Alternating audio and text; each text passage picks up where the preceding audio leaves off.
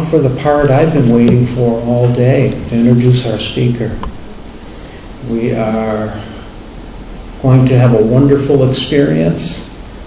I'm looking forward to hearing Judith Stevens speak. She's been a student of the Casey material for over 45 years. She's currently ARE's Outreach Services Associate for the prison program. She previously was on the staff for over 20 years as founder of the ARE's Prison Outreach Program and former manager of the Study Group Department. A regular longtime contributor to Venture Inward and to the ARE Journal. She is a poet, she is a musician, she is a yoga instructor, and we are honored to have her here with us today. Judith, if you come forward. Thank you. Thank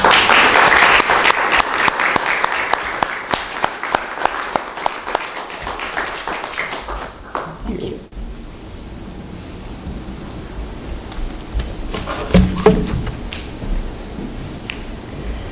It is such a pleasure to be here. When I was here last, we heard someone speak from North Carolina, and she told about her prison program. And afterwards I said, Bruce, what are we, chopped liver? We have a prison program right here in Virginia Beach, and we need to talk about it. So he said, okay, and here I am.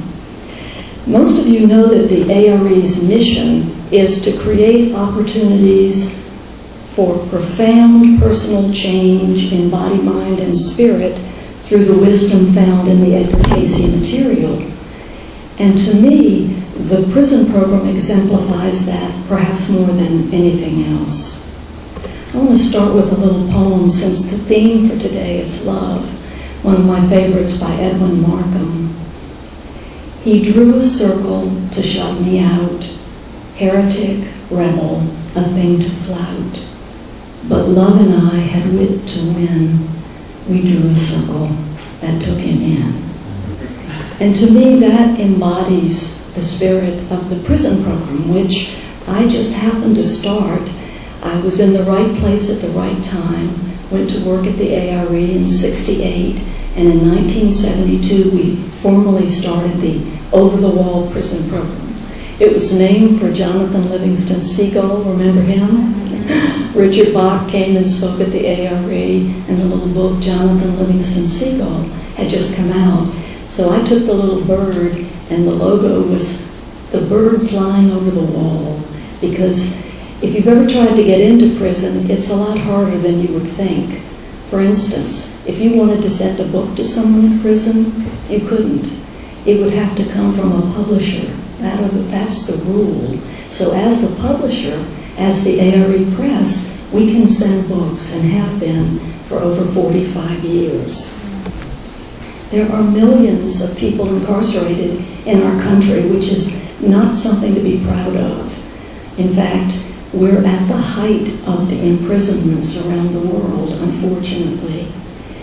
If you had to guess how many people are waiting to be charged for crimes and sitting in prison, what would you guess? Just give me a number. 20%. 20%? That's a good figure. 400,000 men and women are waiting to be charged, being held. And that probably includes, or maybe doesn't, the ICE facilities where immigrants are being detained. We're just now starting to hear from people in ICE facilities asking for our books.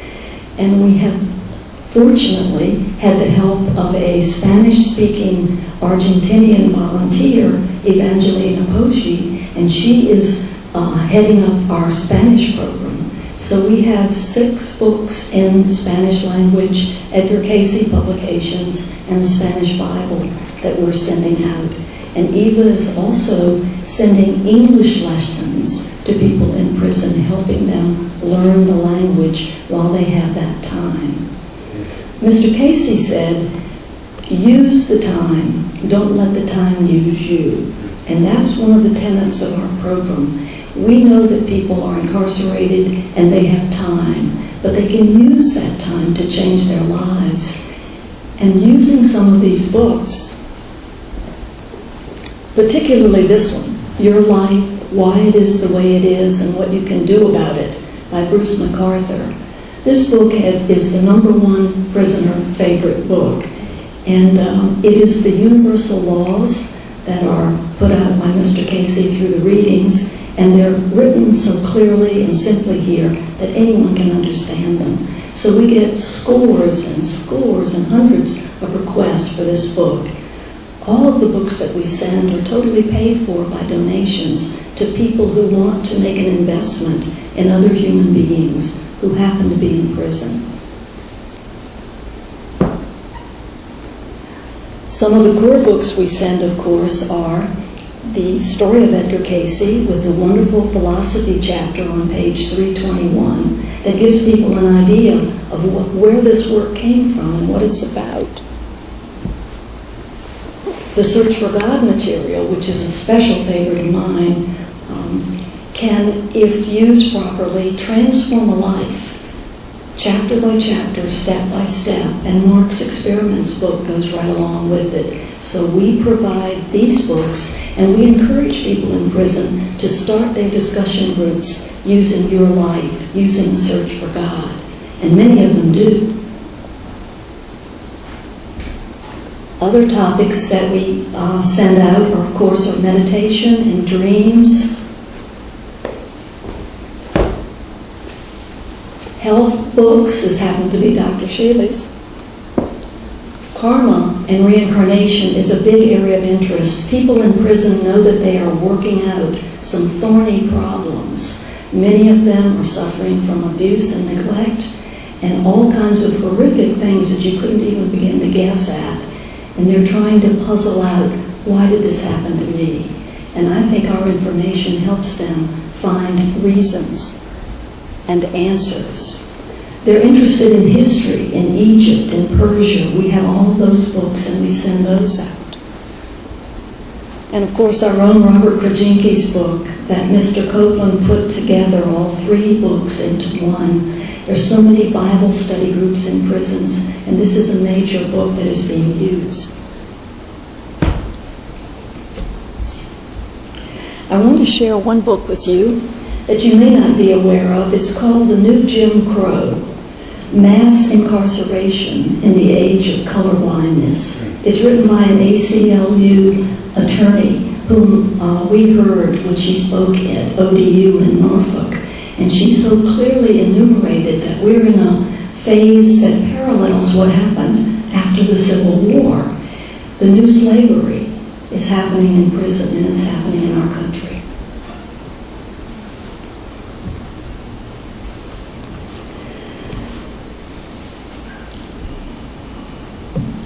I brought to you some letters from inmates because I think that they can say more clearly anything than I could probably tell you about them. So people wonder how they find out about us. This gentleman wrote from Hunlock Creek, Pennsylvania. I was very surprised to find the ARE in the National Prisoner Resource List. This was the first time I ever looked at that list of books. I have a great interest in books about Edgar Casey and the ARE. And then he goes on to give his choices.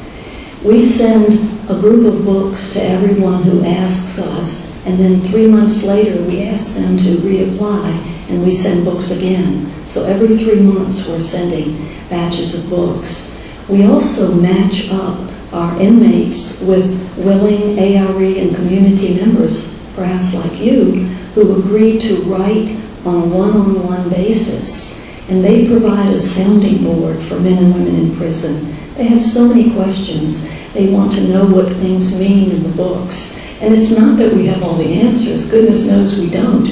But it makes researchers out of us. It puts us to work learning what it is these people need to know. And you might be interested to know that we also send out circulating files. We get inmates who are struggling with physical conditions. We just sent out a letter I'll read in a moment from a man who had gallstones, and he tried the remedies. He somehow got some of the castor oil packed material and tried it, and it really did help him. So we're sending out the medical information, we're sending out the inner growth steps for information too. This man says, Michael Green in Florida, I ran across your address in the resources section to a spiritual enlightenment book that I was glancing through, and it caught my eye. My name is Andrew Dreams. Great name. I'm currently incarcerated at Coffee Creek, that is in Oregon, and I have about a year and a half until I'm released back into the community. I'm looking to change my life and evolve into a better human being. A friend of mine gave your information and told me to write and politely ask for a few books. We get some wonderful letters, some that make us laugh and some that make us almost cry. But the prison grapevine is probably our best friend in prison. All it takes is one of our books to go into a prison or jail, and that book gets passed around until it falls apart, literally. And then we'll get 20 requests from that jail or prison. My friend told me, I saw your book on the yard. You know, my cellie gave me a copy of your books and said I could get a copy from you. So that is a great help, getting those referrals that way. This man is from Umatilla, Oregon. The last books I received have helped me more than I could ever explain. I try to let everyone interested read the books and know about ARE. They tell the librarians at the prisons about us, and then sometimes the librarians will email or call us, and we're able to send them a huge package of books for the library. Unfortunately, we have an impediment in many prisons, and that is the chaplain. I wish this weren't true. I wish we had chaplains who were more open and receptive to this work and to not being so straight-laced in their thinking. But oftentimes a chaplain can prevent us from getting our books into a facility if it doesn't fall into the line of their thinking. So we try to go around to the librarian, who is always happy to get books and who has no budget for them anymore. And usually if we write or call and tell them we have free books, they're most anxious to get them. So that's how we're working it these days.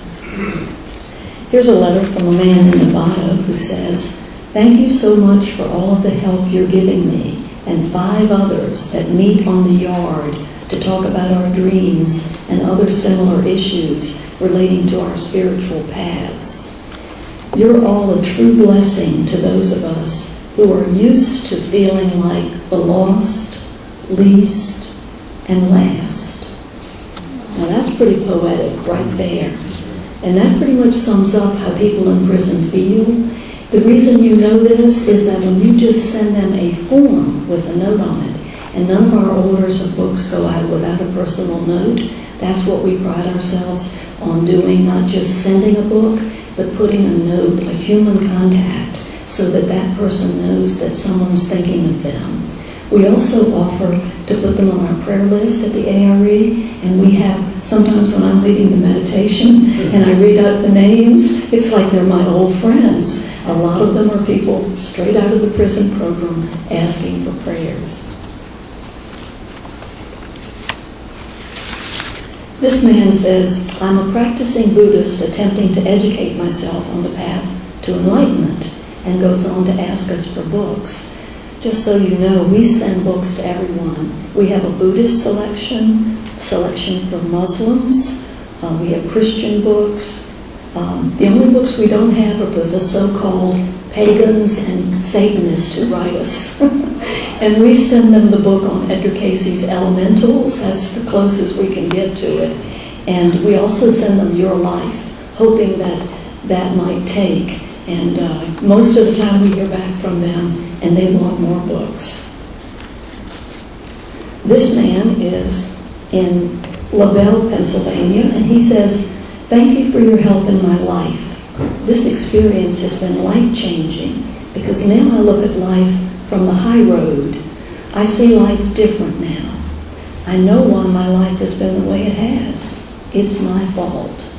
Now, this is unusual. People in prison, when they go in, usually are innocent They didn't do it, and it wasn't their fault. But as they began to work with spiritual principles and laws, the universal laws, they began to see, I made the choices, I made the decisions, I put myself here. And then we say to them, this is not bad. You're there. You have an opportunity to grow and change. Use it. We'll help you. So here's what he's saying. I know that we create our own reality, and God gave me that gift. Now I'm aware of how to make the life I want. I practice meditation 3 times a day because I want to be attuned with God all day. It's hard at times because of my mind. Anybody else have that problem? But I'm making progress. It's the best feeling in the world when I feel the energy of being attuned with God. This is a copy of a little form that we send out on the back of our invoice, which we have them fill in, and they get to pick a topic that they like. We don't try to presume that we know what they want or need. We give them a whole list of topics, and they can tell us what they like. Of course, if they don't, they usually get Your Life, just as a starter, and the introductory book. But this is a man in California who says, I want to be more involved with the ARE. I really feel that. I am learning the truth about myself and my life. Think about the opportunity that we have in our position to touch lives. You here at this church, and I can feel it every time I visit, that there is a thriving, loving community here, and it's growing, and we in our work at the prison program.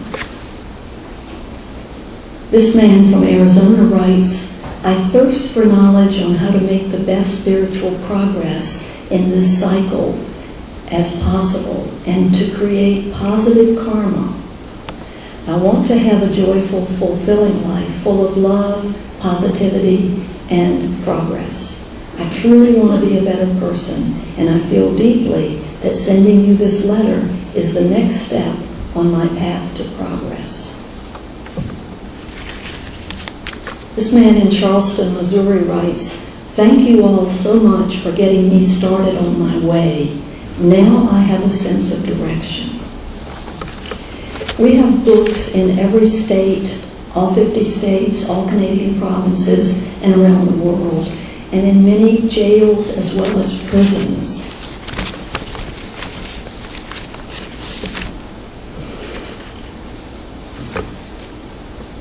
This is something, a beautiful letter I want to share with you.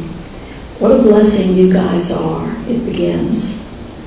Every book you send me opens new worlds of understanding.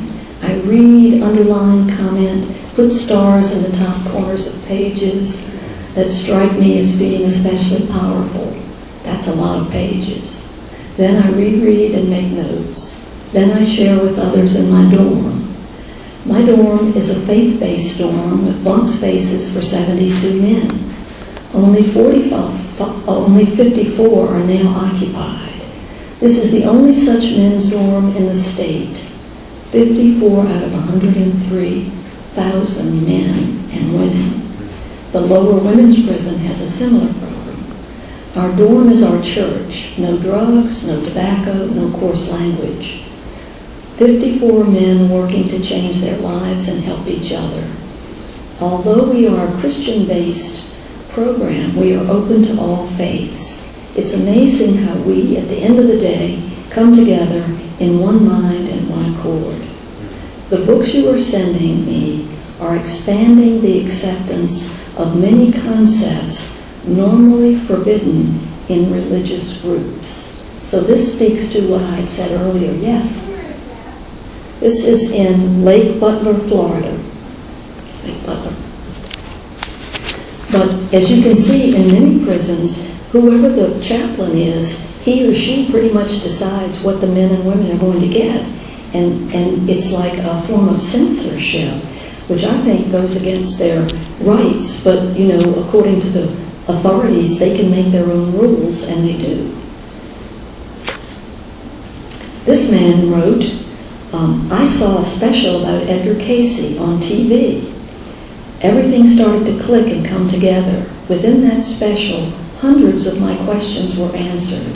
Something deep inside me told me that everything I saw was the truth and that it was the start of a path that would change my life forever in a positive way. Since then, I've watched every program I could on Edgar Cayce and his teaching on cycles, reincarnation, and karma. I will admit that this progress has been very slow. This facility has very little info on things that are not strictly Christian, he has in quotes. This man says he's from Soledad, California. We used to have 3 groups when I started the program in '72. We had over 100 study groups in prisons and jails around the country. And we had a gentleman in California who went to Soledad, and he helped to get the 3 groups started there. So this man is now held there, and he says, I'm looking for a book that discusses addictive behaviors and crimes committed due to these behaviors, or reasons why people commit those kinds of crimes. So of course we sent him Hugh Lynn's book, Venturing Inward, which has a huge chapter on dangerous doorways to the unconscious, drugs. And we also have a circulating file on addiction that we are making available to drug centers. And like prisons, we have our books in the libraries of many, many drug facilities around the country. More and more people are going into prison because of drugs and then being put in drug programs. So we're trying to help all of them as well. We're also having our books in the juvenile facilities. I'm trying to get the rights to reprint Beginning the Search, which is the young adults version of Search for God. And if we can get that done, we'll get that in the juvenile facilities. Women's prisons, we've done a special mailing to some time ago, and it's my hope that we'll do it again. We got recently a letter from the jail in Fresno, California, that had 8 little scrappy pieces of paper, and each little scrap was a woman writing her name and number and information because she wanted to get books and there was only one stamp. And we find that happens all the time. One person has a stamp or one person has an envelope and everyone else piles on. And it's great. It's wonderful to get those. Okay, this gentleman is from Midway, Texas, and he says, greetings, greetings. I was totally blown away with all this information on gallbladder and other diseases. This is the man I spoke earlier of, that he had a problem and we sent him the circulating file. I did receive the dictionaries printout in the books Mr. Cayce wrote. Thank you very, very much. From me and the boys here in segregation. Now you need to know that within prisons, people are segregated from general population. They are not allowed the same privileges. They cannot get library books. If they're lucky, there's a little cart that wheels around with a few books on it. So we are directly sending books to men and women who are in segregation or in solitary confinement. We hope to have a project down the road that would offer books to all the people who are on death row. And sadly in our country, 32 states still believe in the death penalty. And so there are people on those death rows, and our goal is to get books into their hands, because when and if they make that journey, excuse me, to the other side, if we can at least give them some hope that there is another side and that they will be welcomed, I think that's important for us to do. This man, no, this is a woman, in Rocheron, Texas, says, I've been incarcerated 19 years, and in all that time I never ran across ARE. I'm fond of antiquity, and have read many works considered to be esoteric. And he goes on to mention Blavatsky and Manly P. Hall and some of the really old, wonderful books. And he concludes with, please send me an old dusty book that sat on the corner, hidden for years. Sometimes we have those, because we also invite you to consider donating your books to us. We can recycle them into prison where you're not able to do that. We tear out any names or anything that would identify anybody, and we recycle those books into prisons. Some prisons will only allow new books, some will allow hardback, some only paperback, some will allow used. So where we can, we put your books to work and give them another life, yes. I'm so happy that you're here today. It was definitely meant to be. I actually moved out there. I worked at juvenile detention centers in the area. Yes. Do you work with juvenile detention? Because what you're saying is exactly what those kids need that I spoke about, which is why I left. Yeah. They need to hear this stuff, and all of those books, they would be so open to and love. It's a choice to go to church on Sunday, and most of those kids don't. Yeah. So I would speak with my kids, my units, and everything that you have, kids that are stuck there for 2 years waiting to be sentenced that are 16 and going on 18 now. Yeah. If there's any way that you could do that, that would be. I'll get your information afterwards, and we will do that. We are already doing And I that. have the connections to where I know that they would accept them from me. Super. What we found is that if we can connect with a librarian or with one of the caseworkers or counselors, we can get it in the door. Just approaching them cold doesn't work. We have to have an in, so that will be perfect, yes. There was a judge who, for many years, sat in Newport News. I have one of his quotes here.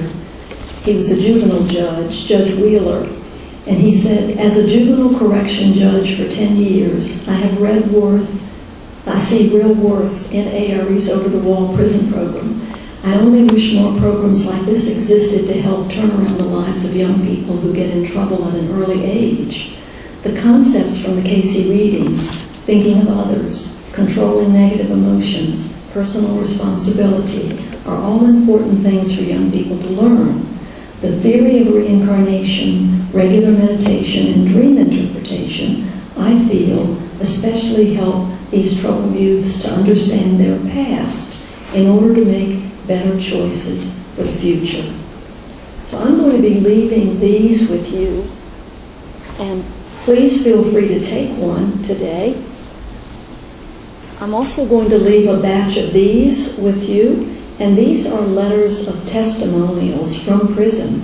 And one of our sponsors, Mr. Copeland, printed this book just to give people an idea of how we were reaching men and women in prison. So it's free. Feel free to share it. Yes.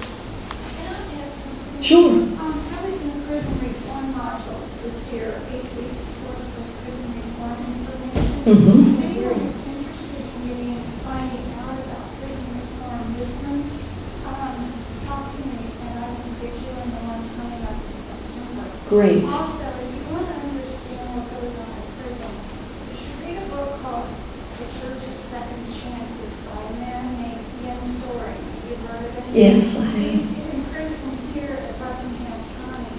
When he was at UVA, he and his girlfriend, allegedly anyway, he was convicted, both of them were, killed his girlfriend's parents. And he went into prison at the age of 19, and he's in for life. He's been in there 30 years now. He wrote this book, The Church of Second Chances, and it's a wonderful book on what actually goes on in prisons and what he thinks needs to be done to reform it. There are 1,700,000 people in prison in the United States, the most in any country. And just one more thing I wanted to add, you probably have noticed that this church sent over 100 books down to the Hampton Roads Regional Jail. When Linda Anderson died, she gave us all of these books were given to all of us. Mm-hmm. And Sharon Sullivan went through all the books to dig out what new we could send. You can only send soft drives.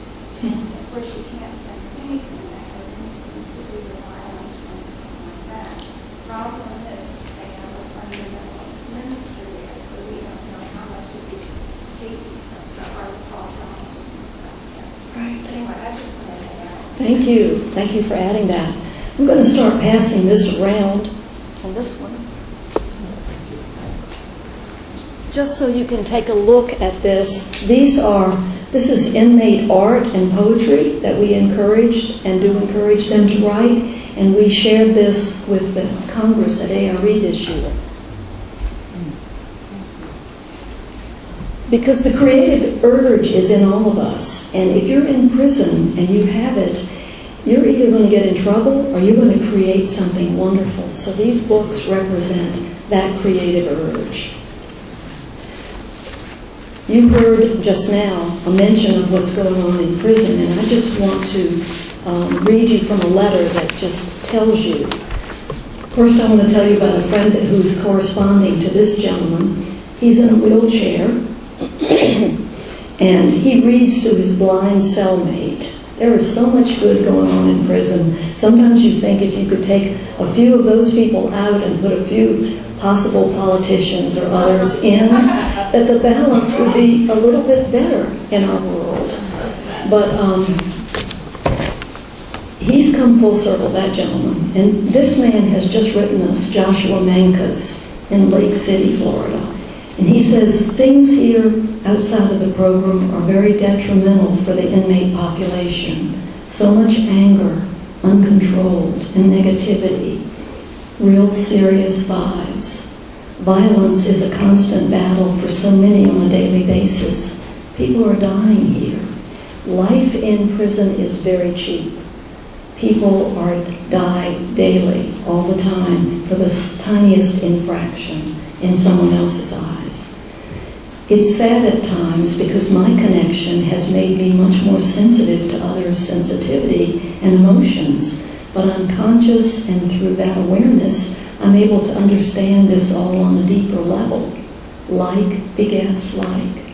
Violence begets violence. Addiction begets addiction. For me, it's amazing knowing the truth. We are seekers of truth, and in seeking truth, we're seeking a deeper contact, connecting us to God's love. Well, I started out talking about love, and I want to close with a couple of poetic quotes on love, and also share with you some good that the inmates do. The two quotes are from W.H. Auden, who said, "We must love each other or die." Pretty straightforward. And also he said, "Our lives are shaped by those who love us and those who refuse to love us," which helps to put the prison background into perspective, I think. This was a little progress report that we did lately, showing some of the prison art that went out and quoting some of our volunteers who work with us. If you're interested in the prison program and want to help, please come see me or my colleague, Rachel. Would you stand up? This is Rachel Holloman. She's going to be taking over the day-to-day. Welcome, Rachel. She's going to take over the day-to-day handling of the prison program, and I'll be moving into national outreach and working with her on the program as well. So I feel so good with her doing it. She loves what she does, and it's in good hands. But people often think that inmates are just all bad, and I like to dispute that. So here it is. When life-threatening hurricanes hit Texas and the southern states, thousands of Texas inmates visited their prison's commissaries, not for themselves, but to donate money to Hurricane Harvey's victims. Now you have to understand that these people are making 12 cents an hour, if that. So there's not a lot of money, but look what they're doing. In 1 month, they raised more than $53,000 for the Red Cross. And the Texas Department of Criminal Justice spokesman said that after Hurricane Katrina in 2005, they donated more than $40,000 from their widow's mite. Second item, the hospice. There's one hospice operating in all the prisons in America, and it's in, of course, California. So it's the California Medical Facility. It's the only licensed hospice inside a California prison. There's 17 beds there, and they're filled with graying men whose conditions range from Alzheimer's to end-stage cancer. You may not know this, but prisoners older than 55 years serving time in federal and state prisons are the fastest growing age group behind bars. Not the kids, but the aging in place people. It's increasing more than 500% since the 1990s, when we had 26,000 aging inmates in 93 to 165,000 by the end of 2016. So this is going out. Anyway, the caregivers in this unit, this hospice, are 24 men, most of whom are convicted murderers serving life sentences. But guess what? They are taking care of people who are passing on. They've been granted an unusual role, providing a dignified death to their fellow inmates. They have to pass a series of rigorous interviews and training in psychological and spiritual dynamics of end-of-life care, bedside etiquette, and the bereavement process. And they undergo disciplinary checks and agree to random drug screens. But the real education comes with the patients. A Presbyterian chaplain who oversees the program, he believes that caring for the dying teaches compassion and changes these men in profound ways. Of some 250 workers who've been released from prison since this program began, none have returned for a felony, and only 3 have returned for minor parole offenses, which incidentally are stacked against the inmate. They can yank you back on almost any kind of lesser charge if they really want to get you back in prison again. And you all know that there are many prisons now operating for profit. These are businesses. Their bottom line means they have to have X number of bodies in those beds. So there's a whole complicit system within our government of putting people in prison and bringing them back. Okay, I think I covered it all. How you can help is to pray for the program, please. I believe that everything has to be undergirded with prayer, and I've prayed all along for this program, and it's grown exponentially. So if you could pray with us for the prison program, and that means the inmates, their families, the guards, their families, all the people who work within the system, the librarians and chaplains, that would be a great help. The other things are to recycle your books to us. You can bring them to us at the ARE or send them to us if you're not from here. Media mail is the least expensive. You can offer to become a correspondent. I will give you the guidelines, sample letters. All the mail comes to the ARE. No personal information is ever shared. So we get the letters, send them on to prison. We get their letters, send them on to you. If you have if it's on your heart to do that. And of course, if you ever wanted to financially donate in any way, we would so appreciate that. So do you have other questions for me, or have I extended my time? Where are we? Yes. Quickly, one comment. I Sure. was watching the news today, and they had a yoga instructor, and it says yoga for prisoners. Yes. Yes. There's a lot of that. Prison yoga. Are you aware of that? Yes. When I started the prison program in '72, Bo Laszloff, whose organization is the Human Kindness, he started the meditation and yoga in prison, and so we corresponded in the very beginning of that, and he has since passed on, but his organization is still sending books to prison. We have many people teaching yoga in prison. We have an ARE member who went into a women's prison, and she taught the women in a Florida prison and has done many of that.